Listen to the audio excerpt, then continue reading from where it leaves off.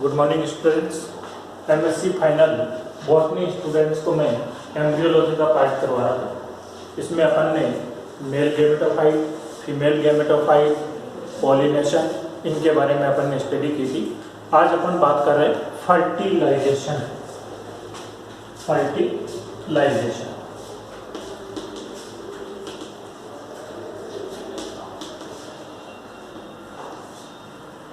Fertilisation के अंदर students आप देखिए, मैंने आपको बताया था कि जो मेल गैमेटोफाइट है यानी जो मेल गैमेट्स हैं उनका जो फॉर्मेशन है वो अपन ने स्टडी किया था। कहाँ पर? जो स्टेमन पार्ट है उस स्टेमन के जो एंथर है जहाँ पर क्या प्रेजेंट है, पोलन सैक प्रेजेंट है, और उस पोलन सैक के अंदर डेवलपमेंट हुआ था किनका? यहाँ पर माइक्रोस्पोर या पोलन ग्रेन का, यानी जो पोलन ग्रेन है इनका फॉर्मेशन हुआ था। तो पोलन ग्रेन जो संरचना बनी थी इसका फॉर्मेशन किसके द्वारा हुआ? माइक्रोस्पोर मदर सेल में मियोसिस डिवीजन होने के बाद में फॉर्मेशन हुआ था टेट्राड पोलन ग्रेन का। तो ये जो पोलन ग्रेन है, इन पोलन ग्रेन के अंदर मैंने आपको बताया था अंदर की तरफ इंटाइल लेयर, बाहर की तरफ एक्साइन लेयर जो है वो इनके अंदर प्रेजेंट होती है। इंटाइल और बाहर की तरफ लेयर होगी एक्साइन लेयर। और ये जो संरचना बनी ये किस प्रकार की है? हैप्लॉइड प्रकार की एन संरचना या हैप्लॉइड संरचना का फॉर्मेशन हुआ था। तो ये जो पोलन ग्रेन्स हैं, इन पोलन ग्रेन का जो हैप्लॉइड न्यूक्लियस है, इस हैप्लॉइड न्यूक्लियस के अंदर माइटोटिक डिवीजन होता है, यानी माइटोसिस डिवीजन हुआ, और माइटोसिस डिवीजन के द्वारा ये न्यूक्लियस दो भागों के अंदर डिवाइड हो गया, और इसके द्वारा दो सेल्स का फॉर्मेशन इसके अंदर होता है। एक जो सेल है वो बड़े आकार की बनती है और एक जो सेल है वो छोटे आकार की बनती है। ये जो सेल है इस सेल को हम बोलते हैं ट्यूब सेल या वेजिटेटिव सेल इसको कहा जाता है।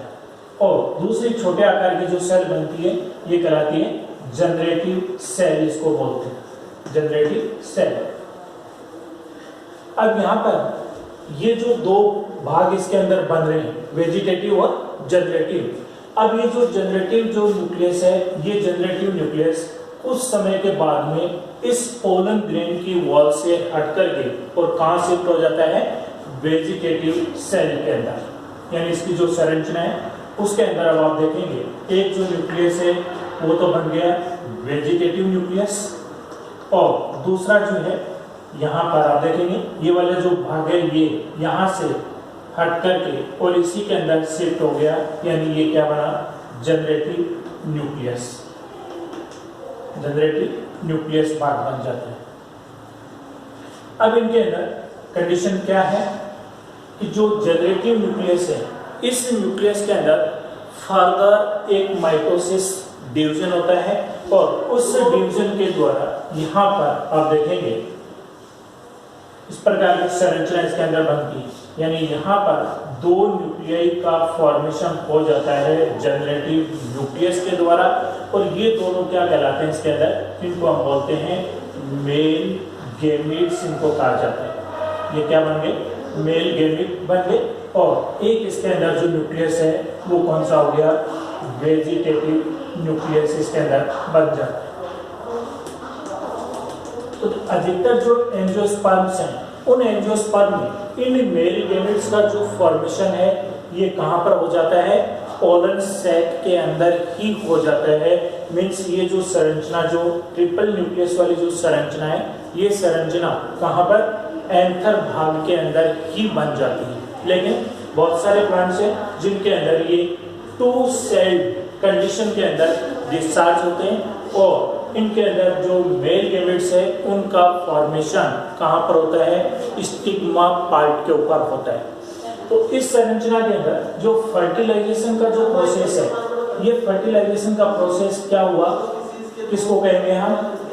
यानी जो मेल गैमेट्स या जो पोलन ग्रेन्स है, इन पोलन ग्रेन्स का एंथर का डिहाइसेंस होने के बाद में, और ये जाकर के गिरते हैं कहाँ पर? स्टिग्मा के ऊपर गिरते हैं, यानी जो स्टिग्मा भाग है, जो गाइनोसियम है, इसके अंदर आप देखिए ये संरचना है,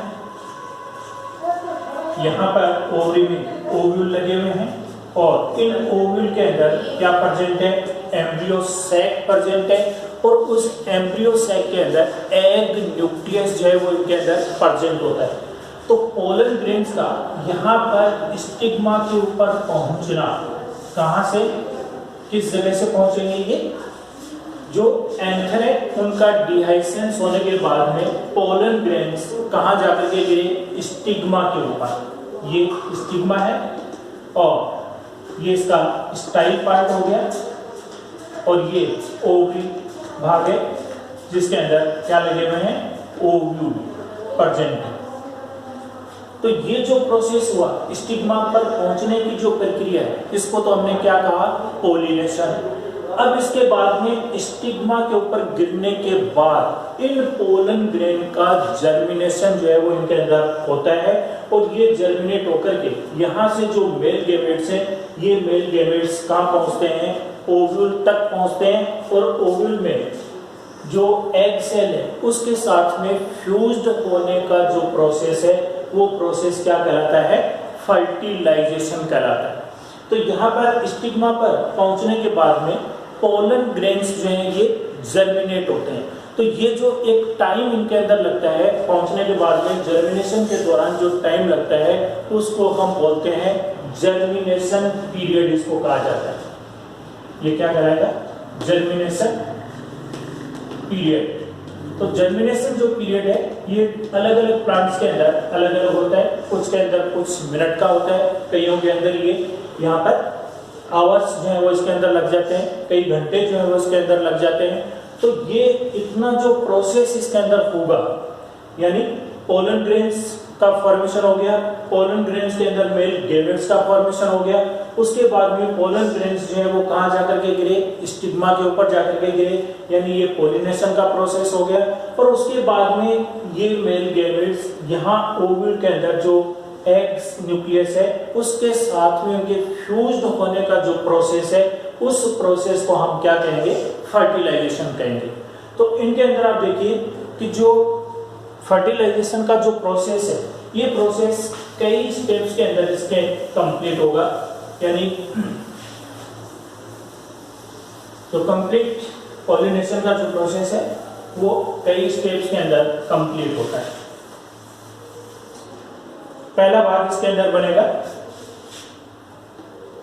germination of pollen grain. Second इसके अंदर आएगा structure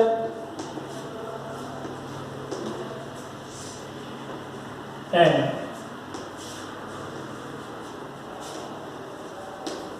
path of pollen tube। Third होगा growth of pollen tube. Fourth आप देखेंगे इसके अंदर entry of pollen tube into ovule.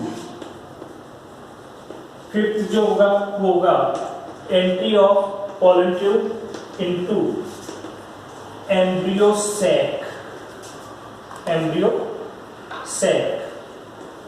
उसके बाद में सिक्स्थ आप देखेंगे डिस्चार्ज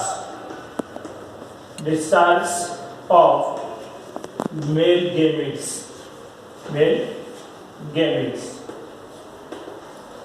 एंड सेवंथ होगा फ्यूजन ऑफ गैमेट्स। यानी फर्टिलाइजेशन का जो प्रोसेस है, ये प्रोसेस इन 7 स्टेप्स के अंदर क्या होगा, कंप्लीट इनके अंदर होगा। तो इनमें अपन 1 बाय 1 करके इनको हम स्टडी करेंगे कि कौन से भाग के अंदर क्या होगा। Thank you students. अच्छा, फिर